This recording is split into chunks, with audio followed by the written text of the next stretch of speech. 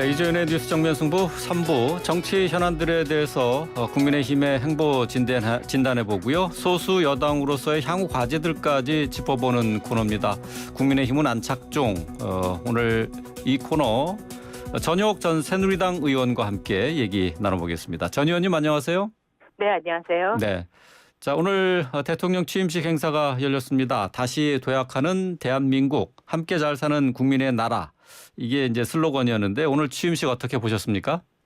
네, 전체적으로 굉장히 깔끔한 취임식이었다 이렇게 생각됐습니다. 네. 군더더기가 별로 없었고 또 검소하고 겸손한 취임식이라는 인상도 받았고요. 네. 특히 많은 분들이 아리랑을 악대가 연주할 때 감동적이라는 분들이 많았는데 네. 그만큼 이제 감성적으로도 상당히 따뜻하고 또 수준 높게 고양을 시키지 않았나 이런 생각이 들고 무엇보다도 이제 취임식과 더불어서 청와대의 개방이 이루어져서 예. 국민들이 청와대에 활짝 열린 문으로 들어가는 게 이중 화면으로 보이면서 굉장히 이제 자유와 또 우리 국민들이 앞서가는 나라, 네 이런 점에서 다시 도약하는 또 네. 함께 잘 사는 국민의 나라 이런 거는 굉장히 각인을 잘 시킨 네. 아주 조촐하고도 깔끔한 취임식이었다 이렇게 네. 봅니다.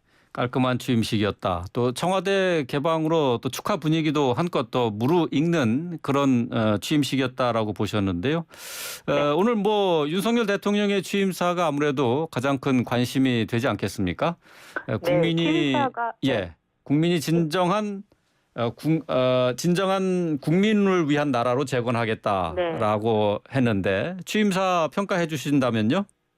네, 무슨 우리가 이제 그런 말 있죠. 이 취임사건 무슨 연설이건 짧을수록 좋다. 네, 예. 네, 짧고 간명해서 좋았다는 생각이 듭니다. 네. 그리고 본인이 이제 직접 썼다는 점, 네. 글과 말이 될 수 있는 정치는 별로 없거든요. 그런데 오늘 이제 취임사를 저는 굉장히 유심히 봤는데 앞으로 상당히 기억될 취임사라고 생각합니다. 그리고 네. 오리지널리티도 있었고요. 키워드는 이제 반지성주의에 대한 경고, 그다음에 자유를 얼마나 폭넓게 우리 사회에서 이제 펼칠 것인가 이런 당선자의 대통령의 의지가 담겨 있었더라고요. 그래서 네. 자유는 이제 우리가 살고 있는 대한민국의 이 토대죠. 그리고 체제를 갈랐던 기준이기도 하고 뭐 북한은 선택할 자유가 없고 우리는 선택할 자유를 가졌기에 이제 선진국 문 앞에까지 올라선 건데요. 예. 그렇지만은 그동안 이제 스스로를 어용지식인이라고 칭하는 반지성주의가 활개를 치고요. 네. 또 무식하면 용감하다는 식으로 네. 그동안의 부동산 정책이라는 게 너무나 무지해서 여기서 많은 문제를 갖고 왔고 많은 국민들에게 피눈물을 흘리게 했지 않습니까? 네. 그런 점에서 집을 사는 것부터 뭐 월세 들어가고 전세 들어가는 것 같이 정부가 마치 국민들의 부엌에 숟가락 숫자를 세는 이런 식의 간섭과 규제 이건 반드시 없어져야 된다고 생각합니다. 예. 그런 점에서 이제 반자유주의적인 형태로 우리 사회가 아주 5년 동안 고통과 후퇴를 겪었는데 그 점을 매우 집중적으로 지적하고 예. 무엇보다도 문제를 알고 있었다는 게 저는 인상 깊었습니다. 정확하게 알고 있었다는 게. 문제 현재 우리나라가 갖고 있는 문제를 정확하게 짚어주고 있다. 그러니까 특히 네. 이제 반지성주의 극복에 깊은 인상을 받으셨다고 하셨는데, 근데 윤석열 정부 물론 과거의 정부도 마찬가지입니다만은 국민 대통합이 항상 강조되지 않습니까? 특히나 윤석열 정부에게는 가장 큰 과제가 아닐까 싶은데, 글쎄요 이제 국민 대통합을 위해서 새 정부가 해결해야 할 선결 과제 어떤 거라고 보세요? 그래서 새 정부로서는 참 이 국민 대통합을 네. 한다는 것 자체가 참 억울하기도 할 거예요. 왜냐하면은 우리가 이건 부인할 수 없이 문재인 대통령 이전과 문재인 대통령의 5년 동안 얼마나 많은 갈라치기가 있었습니까? 네. 그래서 우리 국민들이 진영에 매몰된 노예가 되다시피 했고 확실히 5년 전만 하더라도 그때도 뭐 여러 가지는 있었습니다만 이 정도는 아니었지 않나. 더 깊어졌다 고리 이런 생각을 하는데요. 네. 그런 점에서 가장 큰 책임은 이제 문재인 전 대통령에 있는데 오늘 문재인 대통령은 나는 이제 해방됐다면서 양산으로 아주 편안한 얼굴로 내려가 버렸습니다. 예. 그러면 그 뒷감당은 누가 해야 되냐. 지금 이제 앵커께서 말씀하신 대로 윤석열 대통령이 이 통합에 그리고 국민들을 이렇게 하나로 이어야 되겠죠. 네, 예. 오늘도 저는 참 씁쓸했던 것이 이 국민들의 이제 뭐 인터넷이나 또는 사람들하고 통화를 하면서 느꼈던 게 우리나라가 완전히 반으로 쫙 갈라져 있는 거예요. 예, 그러니까 예. 윤석열 정부를 지지했던 분들, 갈망했던 분은 와 이제부터는 이제 두 다리 뻗고 자겠다. 또 네. 반면에 윤석열 정권을 아주 적대시하는 분들은 마치 나라를 잃은 것처럼 슬퍼하시더라고요. 예, 예, 그래서 맞습니다. 같은 나라 사람이라고 볼 수 없을 정도고 예. 오늘 이제 취임식장에 무지개가 떴는데 그 무지개를 보고도 상서로운 증거라고 하는 국민이 있는가 하면 네. 저거는 원래 흉흉한 탓이라고 이야기하는 국민도 있어서 네. 참 이 과제를 어떻게 해야 될 것인가. 근데 저는 아주 심플하게 풀면 된다고 생각합니다. 네. 우리 대한민국이 자유, 그다음에 민주, 시장, 경제 이게 우리 헌법에 명시돼 있어요. 그래서 예. 헌법대로 이루어가면 되는 겁니다. 즉 모든 국민은 똑같이 법을 지키고 법대로 처벌받고 법의 이름으로 정치가 이루어진다는 신뢰를 주는 거죠. 네. 예, 그러니까 헌법의 정신대로 자유와 민주 또 시장 경제를 추구하는 방향으로 가면은 그게 이제 국민 대통합으로 가는 길이다 이렇게 보시는 그렇습니다. 건가요? 예. 지금 많은 국민들이 왜 내로남불이라는 게 뭐겠습니까? 네. 법대로 안 하고 남한테는 강요를 하면서 자기들은 다 빠져나가는 거고 특목고 이거 다 없애고 외고 없앤다면서 자기 자식들은 다 거기 졸업시키고 이런 거 아니겠습니까? 예, 네.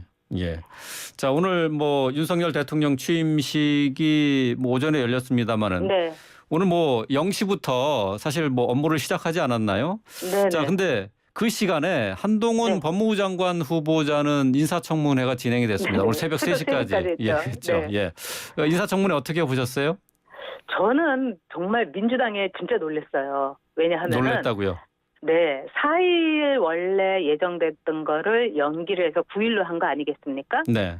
그래서 저는 엄청나게 준비를 많이 해오고 거기다가 이 자료도 아주 샅샅이 이잡듯이 보고 최소한요. 네. 그럴 줄 알았는데 어저께 저는 진짜 배꼽 잡고 웃었어요. 예. 이 최강욱 의원은 한동훈 후보자 딸 이름이 한국 3M이라고 하질 않나. 네. 김남국 의원은 이모가 교수라고 하고 뭐 장모가 교수일 수도 있고 뭐 고모가 교수일 수도 있고요. 네. 그래서 도대체 4일에서 9일까지 연기까지 했는데 대체 어디서 뭘 하다 왔나. 그래서 이거는 한동훈이 잘한 것이 아니라 민주당이 자폭을 한 거다. 네. 게다가 어저께 하이라이트는 이수진 의원이었어요. 예. 오늘 이수진 의원의 술주정, 취권 뭐 이런 패러디가 인터넷에 마구마구 퍼져 있는데 저는 어제 그 청문회를 봤거든요. 네. 근데 청문회 술 마시고 들어온 거 절대 아니에요. 네, 제가 보기에는요. 예, 그렇죠. 그런데 이수진 의원이 술이 취한 사람보다도 더 형편없는 태도와 질문을 했으니 제가 더 기가 막혔던 겁니다. 그러니까 깊이 새기겠다는 한동훈 후보자에게 뜬금없이 비꼬는 겁니까? 이렇게 하질 않나. 네. 이거는 주폭이 아니라 열폭, 열등감 폭발이라고 볼 수 있겠죠. 그리고 법원에 있을 때도 저성과급자로 분류가 됐다는데 국회에서는 뭐 최저 성과급자로 분류가 되겠습니다. 그래서 앞으로 민주당에서는 다시는 이수진 의원을 이런 청문회라든가 중요한 자리에 내세워서는 안 될 거다. 내세우지는 않을 거다. 이런 생각이 들었습니다. 네. 민주당 입장에서는 나름대로 준비를 철저히 했을 것 같은데요. 벼르고 별렀던 청문회이기 때문에. 근데 사실 뭐 한동훈 후보자보다 민주당의 청문위원들의 발언이나 뭐 태도 가지고 많은 얘기가 있습니다만은 결국은 이거는 글쎄요. 민주당의 그 실책으로 한동훈 후보를 더 키워줬다 이렇게 봐야 되나요? 그러면? 그렇죠. 제가 볼 때는 그동안에 최강욱, 뭐 김남국, 뭐 김용민 이런 분들이 이렇게 막 뭐라고 하는 분들은 다 컸어요. 네. 그 뭐 추미애 예. 저기 전 장관도 그렇고. 근데 그런 걸 다 떠나서 제가 이제 저도 청문회 많이 해봤고 그런 네. 경험자로서 얘기를 하면은 준비들을 안 했어요. 준비를 그러면서 안 했다. 만나가지고 예. 정말 이번에도 뭐 청문회 준비한다면서 최강욱 의원이 무슨 짤짤이니 뭐 이런 그 문제가 있었지 않습니까? 네. 그러니까 아주 게을러지고 나태할 대로 나태되고 국민들의 눈을 의식하지 않으니까 말하자면 그런 문제가 터질 정도로 해이해져 있다는 거죠. 예. 그리고 제가 예. 느끼기에는 제대로 자료를 읽지도 않고 온 거예요. 그러니까는 한동훈 후보자 딸이 한국 3M이라고 하질 않나. 뭐 이거는 정말 폭탄급이죠. 한국 네. 3M이라고 얘기하지는 않았지만 한하고 그다음에 이제 그 그러니까는 글자가 없었죠. 예.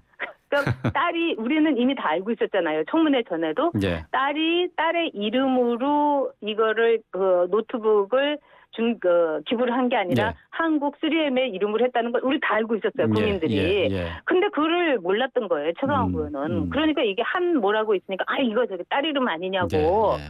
아니 그거 얼마나 웃깁니까? 예. 아니 국민보다는 더 많이 알아야 되죠. 음. 세금으로 돈을 받는 사람들이, 월급을 받는 사람들이요. 네. 철저한 준비가 좀 부족했다라는 평가신데, 근데 지금 가장 중요한 건 윤석열 대통령이 초대 내각을 지금 제대로 구성하지 못하고 있어요. 빨리 자리를 네네. 잡아야 할 텐데, 네. 지금 뭐 추경호 경제부총리 대행 체제로 출범을 일단 하게 됐습니다. 이 여야 네네. 모두 조금씩 양보해야 되는 것 아닌가요?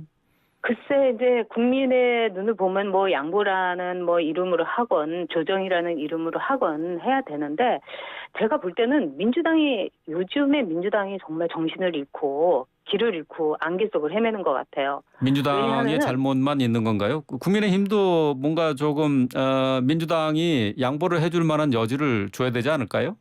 아니 뭐 이거는 국민의힘의 여지가 아니라 당선인이 자기가 이제 내각을 꾸린 거 아니겠습니까? 네. 그러니까 이제 민주당하고 이 국민의힘이 이게 무슨 뭐 딴 당이 아니라 이 당선인이 내놓은 이 내각의 카드가 이 사람이 옳은 사람인가, 이 네. 사람이 부적절한 사람인가 이걸 가리는 거예요. 네. 여기는 사실 여야가 없습니다.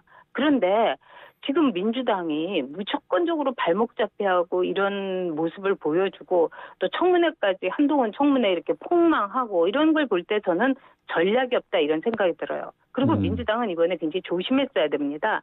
왜 그러냐면은 지난 문재인 정권에 무려 30명이 넘는 장관을 청문 보고서 없이 임명 강행을 했어요. 네. 그러면서 이제 문재인 대통령이 청문회 때 문제가 많은 사람들이 일은 더 잘하더라 이런 말까지 했습니다. 예, 예. 그렇기 때문에 지금 민주당으로서는 오히려 부드럽고 유연하게 나가면서 그래 어디 해봐 이렇게 하면서 이 결과를 보는 게 전략이라고 볼 수가 있겠죠. 예. 그런 점에서 참 민주당이 안타깝다 이런 생각이 듭니다.